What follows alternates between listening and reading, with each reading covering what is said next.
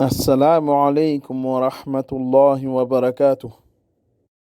Certains demandent pourquoi commencer et spécifier le madhab malikite.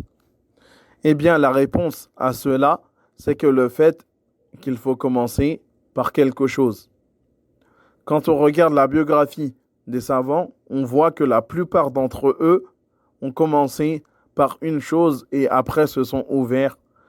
Et peut-être après, à la fin, dans le convenable, ils ont euh, eu une divergence qui est considérée face à leur premier professeur. C'est-à-dire qu'ils ont appris d'abord de leur professeur, puis d'un deuxième, puis d'un troisième, et etc. Donc, ils se sont spécifiés d'abord dans une chose. Ils ne se sont pas ouverts. Le cerveau n'accepte pas. Il faut être méthodologique.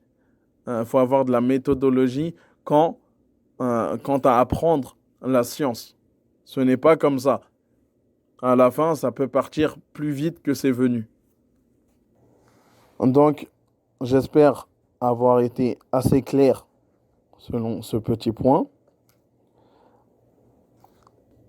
Puis la personne peut dire, pourquoi pas faire le madhab de l'imam Malik, le madhab de l'imam Ahmed comme il est enseigné en Arabie Saoudite? Je pourrais lui répondre qu'au fait, tous les savants, déjà, des madhahib, les quatre savants Abu Hanifa, Malik, Shafi'i, Ahmed, sont tous reconnus par les savants considérés comme étant des personnes de la sunna. De la sunna, donc, tu es excusé à prendre, si tu n'as pas d'autres preuves, à prendre leurs avis. D'accord? Ils sont tous au même niveau. Après, cela est un choix. Cela peut être un choix de choisir de commencer par un madhab en particulier. Et bien sûr, le choix n'est pas pris au hasard quand même. Quand on regarde en France, la plupart des personnes qui nous entourent, ceux qui sont nés dans l'islam, ils sont surtout issus de pays où leurs parents avaient exactement une approche avec le madhab malikite. Ils sont venus avec ce qu'ils connaissaient un peu de l'école malikite. Ils l'avaient appris en primaire. Donc, c'est quelque chose qui revient beaucoup contre au madhab malikite. Voilà.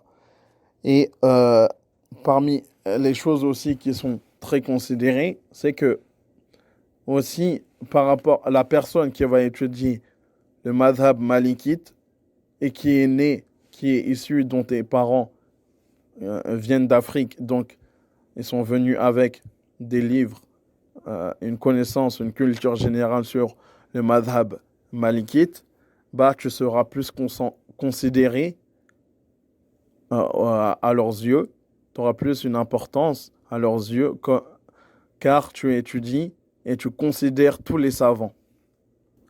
Donc cela pour toi sera un moyen de pouvoir les appeler à la vérité.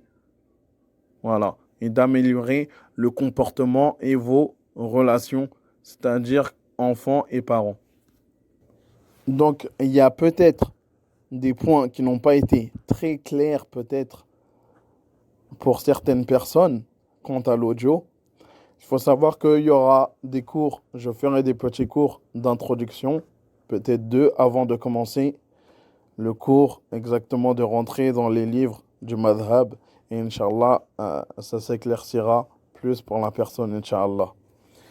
هذا والله أعلم وصلى الله على نبينا محمد